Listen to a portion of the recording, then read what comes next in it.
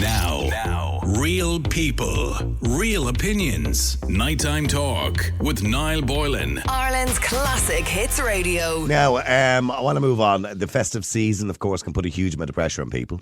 One of the main causes of stress for people this time of the year is certainly financial strain. December is probably one of the most expensive months of the year for everybody. And not just because of presents, that's part of it. The other part of it is, of course, it's cold, so you need to buy more heating, more oil, more electricity. So it is expensive. It's an expensive time of the year. It is one of the coldest months of the year, December and January.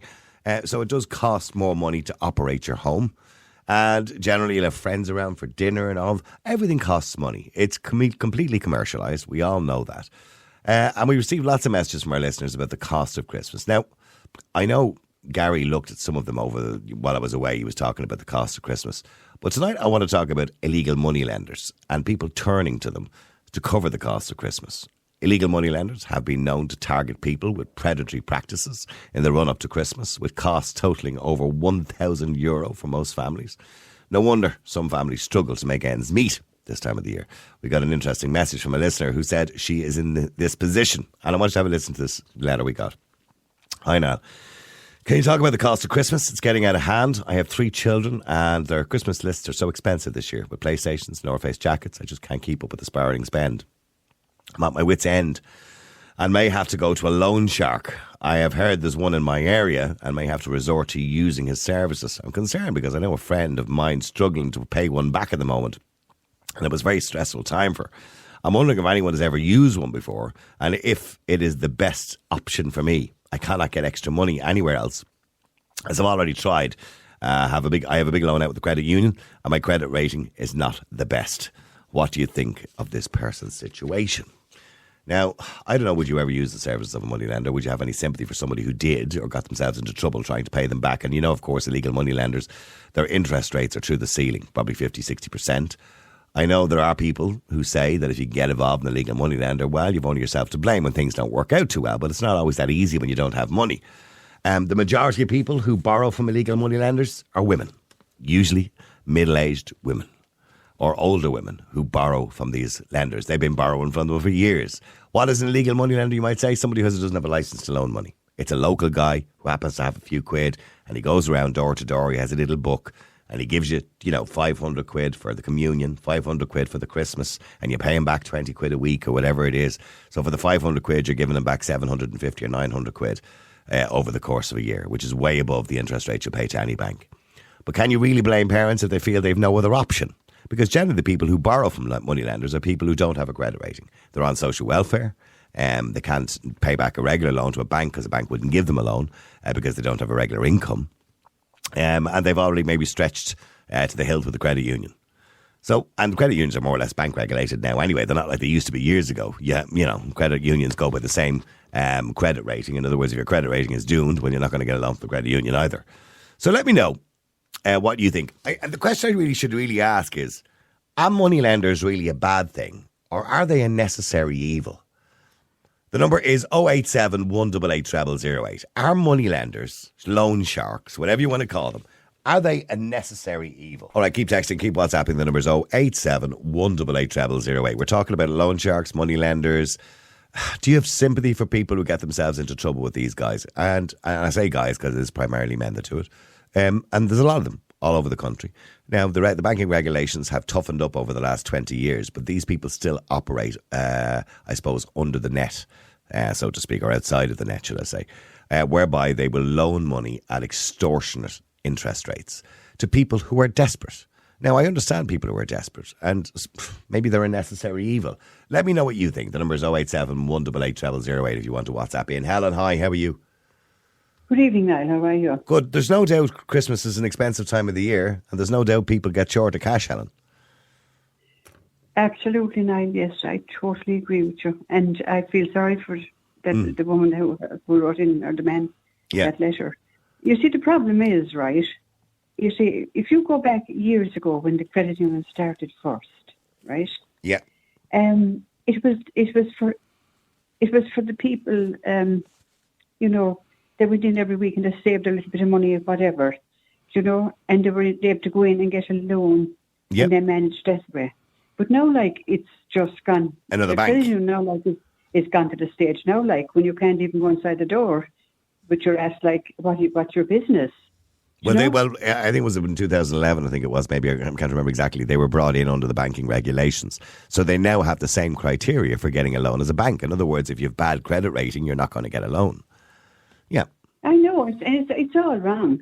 Because, I mean, like, you know, I mean, there were times, like, when I needed a loan from the credit union, but, I mean, I couldn't get a loan from the credit union. Mm-hmm. Because I was probably not earning enough, or I didn't have enough inside it to get a loan, do you know? Mm-hmm. And have you ever used a loan? Have you ever used, you know, the local lad who goes around with his little book lending money to people? Have you ever used one of those guys? No. Okay. You see, the problem is, they're taking advantage, then you see, those guys, because they know exactly, like, the women, especially the women, because it's the women that be doing the shopping anyway. They know, like, that they'll take the money because they have no other way of getting it, do you know? Mm-hmm. No, you're right. They have no other way of getting it. Yeah, and whereas if the credit unions would just set up something like if a woman wants to get €1,000 for Christmas to have to buy what she wants for the kids or whatever, like, it should be there for it. There should be a facility there for someone like that to be able to get these amenities that they want. Yeah, you know, the whole thing, like, is upside down. Because the problem is, a lot of these loan sharks, some of them are okay, but a lot of them are dangerous individuals. Do you know what I mean? They're individuals that you wouldn't want to get involved in. There probably would be in the cities, like, you know, and I was like, I know for a fact, like, that they wait outside the post office. That's right. For people to pick up their money, like, to take the money off them. Yeah, well, years ago, when there used to be a children's allowance book, now they don't have books anymore. They used to remember the children's allowance book years ago, where it would have the the dockets in it that you'd go in and collect your children's allowance. They used to take the book off them. Do you remember that? The loan sharks would take the book off them.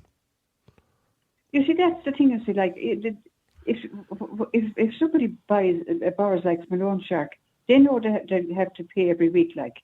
Well, why not why doesn't somebody just start up a thing, like, where, well, you know, if that's but the loan shark is more efficient at getting the money back than somebody that's regulated by the state, like the credit union. Because if you don't pay back the credit union, the worst that's going to happen is they'll start sending you out a few letters, and that could take years, right? Whereas if you don't pay back the loan shark, he'll put your windows in. Do you know what I mean? So so they're a bit more forceful in how they get the money back. They're not like a bank.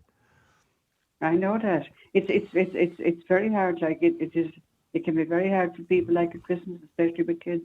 Oh, I know. You know, a lot of people, you see, don't have the social skills to say on the 1st of January, I'm saving now for next Christmas.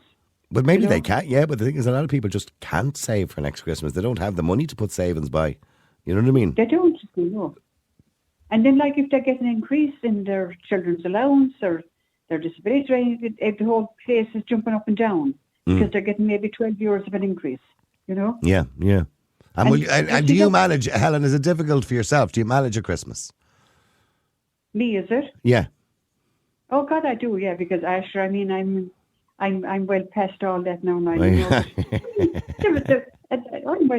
past all that, like, I'm gone to the other end now, like, you know, thank God. Yeah. But, you know, I remember, like, when my lads were small, like, I went into to where they used to sell the toys, and I'd start putting something every week on for the toys, especially for the Christmas after. Yeah. You know. Yeah. So when it came to it, like, so it wasn't a big shock when you come to December. Yeah, it wasn't a big expense. Yeah. But like that was a different days. Like, I'm going back 50 years, like, you know, 55 years. How old is your oldest now?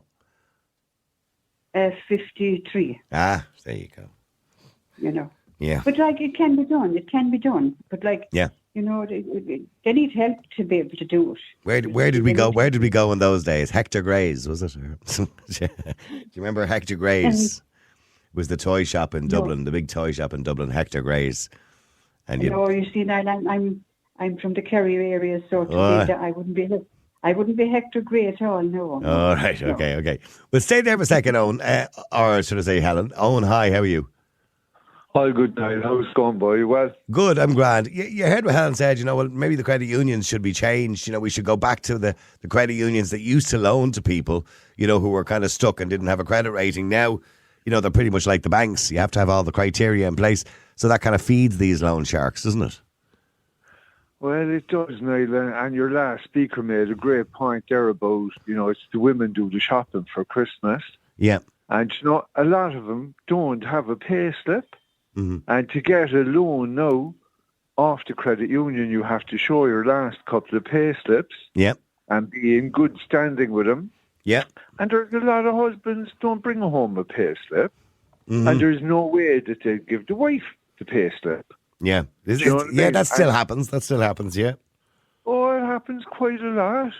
Oh, you'd be amazed at how many women don't know what their husbands are and don't have a clue, never had a joint account. And the likes of loan sharks as well, you see, they take advantage of, like you described, going door to door. And that doesn't happen in every neighbourhood now. That only happens in working class areas. Desh areas. Yeah, working class areas, yeah. Allowed to be working. Oh, yeah, no, the loan sharks wouldn't survive in Dalkey, you know what I mean? You'd never see them in Killiney. No. And a lot of people who are in working class areas, they'd struggle working out the interest rates and balancing budgets. There wouldn't be a whole pile of them, especially women. Yeah. Have done honours maths with applying high interest rates, compound interest by the month. So there's a double taking advantage of there. And now the thing about this... Well, okay, can I ask you a question? When you say they're being taken advantage of, right, and it is primarily women, right, that use these guys, right, if they can't get a loan somewhere else, and it's an impossibility to get a loan, they can get 500 quid off the loan shark, knowing that they're going to have to pay 750 back over the course of a year or less, which is high interest rate, right? I mean... And illegal. Absolutely illegal, yeah. But in saying that, is that a kind of necessary evil? Because if they weren't there, that poor woman would struggle over the Christmas. Well, Niall, that's the damned if you do or damned if you don't question, really, isn't it? Mm-hmm. I mean, would you or I don't want to steal that family's Christmas? And there is more problems going on behind that door as well, Niall, than, if she doesn't have access to credit, and, you're back to the scenarios described, keeping the dole card behind the bar and collecting the children's allowance, we're going backwards now. I remember, that reminds me of a case many, many years ago on the Joe Duffy show. There was a 74-year-old woman and her husband had passed away some years previous. And the Revenue Commissioner sent her a bill for, thousands, right? And seemingly it was something to do with the husband had invested in, but he had to get her signature at the time. And as old, in olden times, I suppose, where, women were the housewives and the husband was the breadwinner. And as you rightly said, you and Helen said, they wouldn't have known how much the husband earned. The wife would have just signed anything. The husband said, here, I need you to sign that there, just sign that there. And she just signed it. And unfortunately, because she signed it, she became liable for the taxation on it. Now, I think it all sorted itself out in the end. I think the Revenue made a statement in relation to it. And I don't know what happened. But it was shocking that they put that much pressure on an old woman, for tax on something she never actually owned. Sorry, Helen, you wanted to say something to Owen there? Yeah, I mean, I tell the Revenue where to go if it was me, anyway. Yeah. Anyway. I would too. Yeah. I would too. Yeah. But they're preferred creditors. And most people don't know that. Yeah, sorry, Helen. What I was going to say there was this: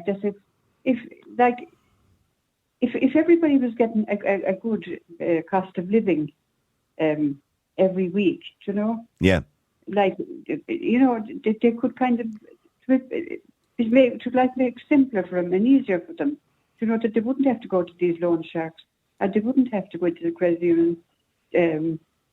Deflating themselves, asking for a loan like that, they know they're not going to get. Yeah. Yeah. I know. Yeah, I do feel terrible. Sorry, I had a woman on the air going back about 8-9 years ago, and she was crying on the air that they had smashed her, this loan shark and she got money off it. Now, as you rightly said, Helen, he was waiting outside the post office for her on a regular basis, and he came and he smashed in her bedroom windows. That's right, yeah. I remember that, yeah. Yeah, he put a brick through her bedroom window. Nobody wants to go that low, like, that they have to be begging for a loan, like, from the credit union. Mm-hmm. My God, that was never like that, like, in the credit union. They're gone so big now, like, and so mighty. Well, the other thing as well, I noticed the other thing in her email, and I don't want to sound really mean, right? And I don't want this to come across as mean. But it says in her email, that, the kids want, where is it gone here? Oh, yeah. I have 3 children. The lists are very expensive this year with PlayStations, North Face jackets. The spending is a spiralling spend or whatever, right? First of all, if I had no money, my kids wouldn't be getting North Face jackets or Adidas runners or Nike runners or because we didn't get any of that when we were kids. And I feel sorry for the young if he can't get a PlayStation and all his mates have one. That can be difficult to be kind of isolated like that. But still, if you don't have the money, you don't have the money. I know. There's 2 ways of looking at that, Niall. Your way of saying if they were your kids, they would be getting Nike's jacket, not the rest of it. But like when you're looking at your children there, like, and like they would like a Nike jacket or a North Face jacket or a pair of Nike boots, whatever. That is heartbreaking, like, if you know. Is it? Because I've never bought my children, when my children were young, that is, I never bought them brand names. I never agreed with it.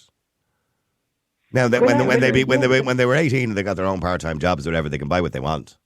You know what I mean? Well, this is it. I was with my lad as well. Like, there was no such thing as brand names because it was there weren't even brand names there. Yeah, runners were got in pennies. You know what I mean? Yeah. But no, that's more common. So sorry, Owen. Yeah. That's more common. Like, if you go to deprived areas where loan sharks operate, a lot of them will, to bypass the credit laws, would actually supply things like the football jerseys and the trainers and all that kind of stuff. And then instead of loaning money, because they're not covered by extortionate interest rates on football shirts or VAT, bypass that. Then, right? That's very common. But this whole thing of designer labels. Well, hang on with both of you a second, because I have to go to a break and I want to come to Alan after the break as well. Stay there, please, Alan, if you can. The number is 087 188 0008. We're talking about loan sharks. This time of the year, of course, they make a lot of money and they prey on vulnerable people, primarily women, it seems to be, with the run-up to Christmas.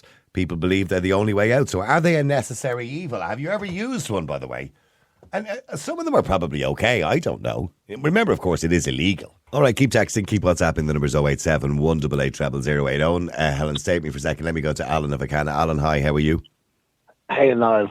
Good. Alan, I think... Loan sharks. Yeah, loan sharks. Are they a necessary evil? No, they're an unnecessary blight of the landscape. They're scumbags.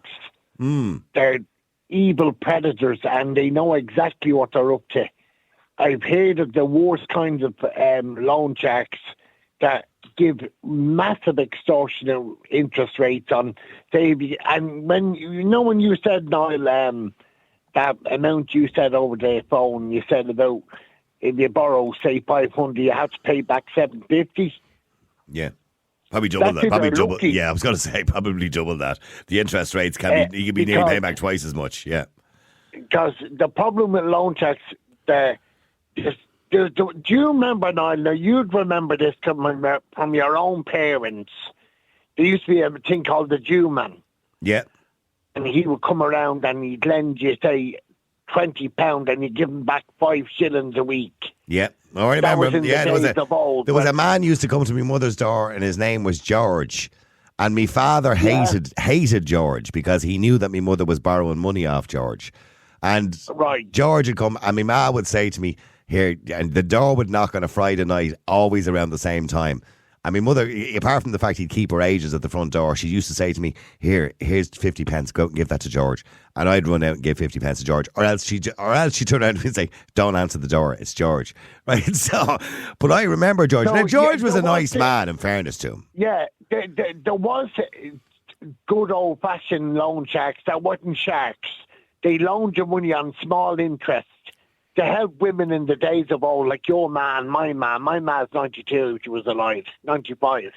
So she was around in the days when the loan sharks weren't sharks, they were kind.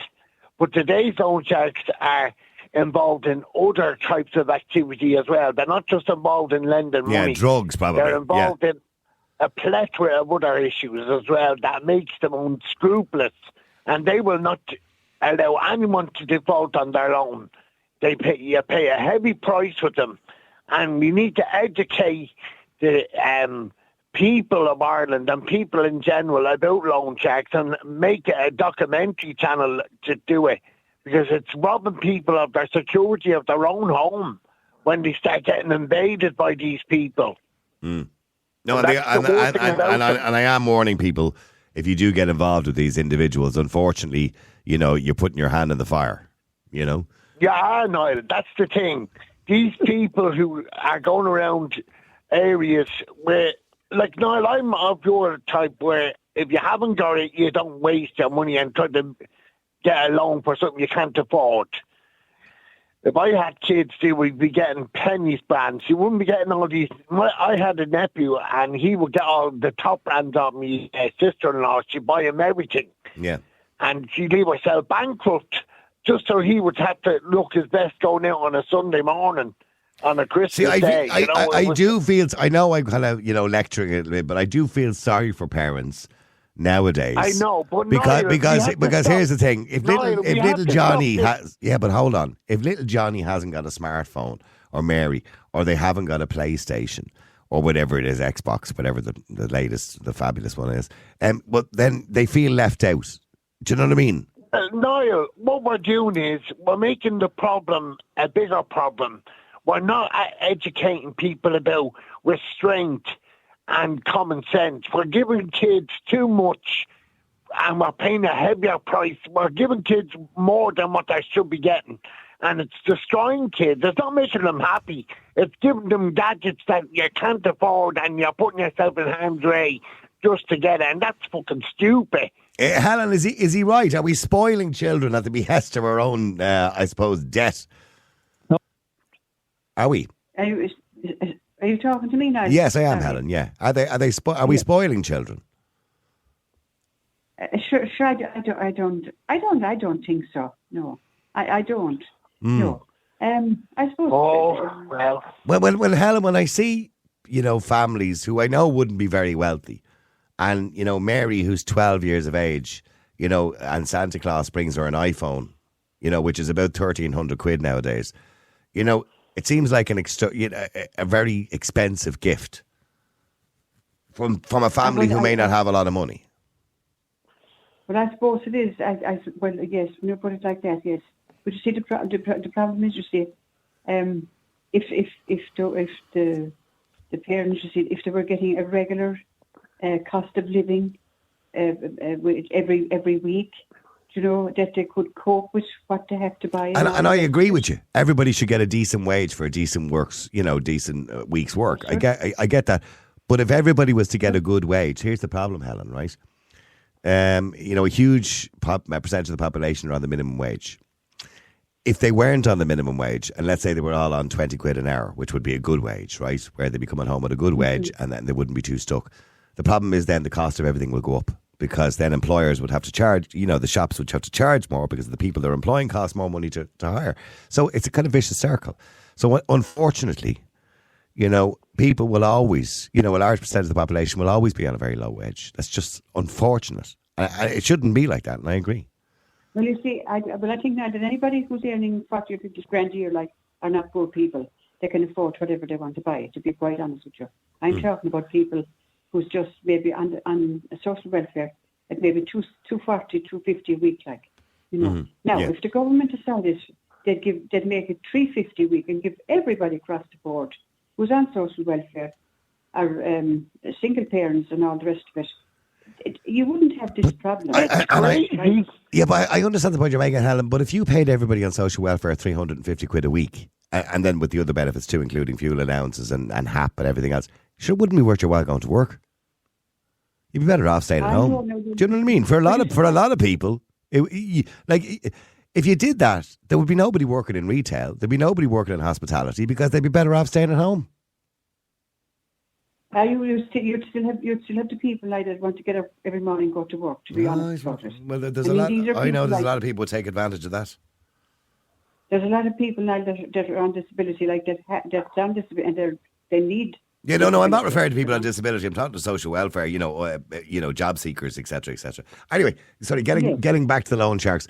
Alan, I couldn't disagree with anything you said about these unscrupulous characters. They are scumbags. There's no doubt about it. The majority. Yeah. I think there's very few of the kind ones we spoke about earlier on. I don't think there's any of them left. I think they're gone. All gone now. They're all gone. Mm.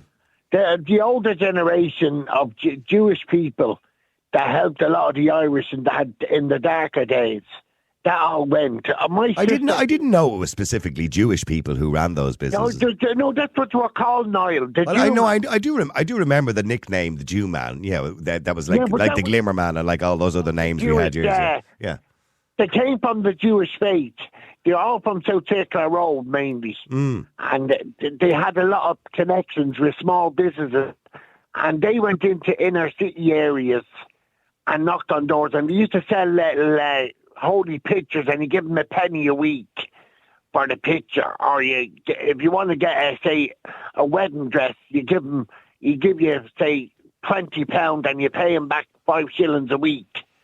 So it was always there.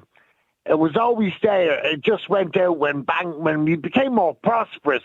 Ironically, we became a much more deprived in our understanding of money. Well, stay there for a second. Let me go to Kathleen as well. Kathleen, hi. How are you?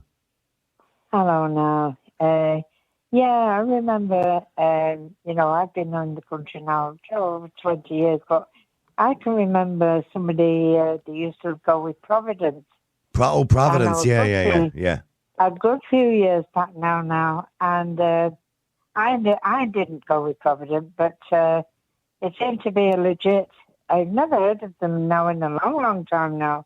Well, they were legit at the time, although they were well known for charging very high interest rates at the time, because they didn't have the same criteria as the banks did, in the sense that you didn't have to have a credit rating. You could be unemployed or had failed to pay back a previous loan, and you'd still get a loan off them. Yeah. Okay, but they wouldn't have done the damage like these loan sharks today, would they? Oh, well, they probably wouldn't have smashed your windows in, no, certainly. But they would have sent people around to your door to put pressure on you to pay. Oh. Yeah. Oh, God. Yeah. Well, all I'll say to you is this now. Thank God thanks be to God, never been to a loan shark now. I borrowed from the credit union when I moved up to this area. And I swore I'd never borrow. I borrowed $5,000 to get the house done, furniture, because the whole place was just empty now.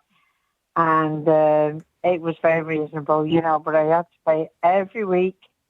I was on job seekers, and they were supposed to pay €63 a week. I told them I can't afford to pay the €63, so they lowered it down for me. But I paid every penny, and it took me over. They were the good old days of the credit union, Kathleen. Unfortunately, the credit union is not quite like that. I know they are more helpful probably than banks in some cases, but not all the time. Kathleen, just in relation to the kind of loan sharks, do you think they provide a service for people who otherwise wouldn't get a loan? Well, no, because of the what they're charging. But I mean, if people are desperate, they do anything for it, won't they? But yeah, desperate times, desperate measures, as they say. Stay there for a second. Mihal, hi, how are you? Jigwit, agus good as I thought to. It's great to listen to, because the whole situation is so practical. It's great to hear it. But like loan sharks, no, I don't approve of them. I only approve of borrowing money, which is the thing of borrowing money, and it's going to produce more than you actually have to pay back. That's it. It's an investment. Without to borrow money to buy ties or buy anything else or buy iPhones, absolutely ludicrous. That's it, because you have to pay it back. And if you couldn't afford to save it, also what you had coming up to Christmas or whatever event you're going to, how the hell are you going to pay it back? Yeah, that's my kind of thinking on it, to some degree, yeah. You're absolutely stupid, like. You want to be after your head. I don't agree with it at all. Loan sharks, no. forget them. They shouldn't be out there anyway. There should be, I don't know, there's a place for them, but jail is the place for them. I think jail is probably the best place for them. Michal, do you remember the loan sharks of old that Alan is talking about? They were kind of decent guys. I most definitely do. I saw them, I came to Dublin donkeys years ago, and I saw them come around, and they like that. They were all called Juman. That's now, right. As far as I'm concerned, and he said South Circle Road, all that, that's great to hear, because I remember all that around there. The Juman, and to me they were Juman, because they had a little bit of a whisker, they had a ass, and they represented like the community, but they weren't bad. No, they were good people. Yeah, they were good people trying to do a service. Yeah, they were good people doing a service.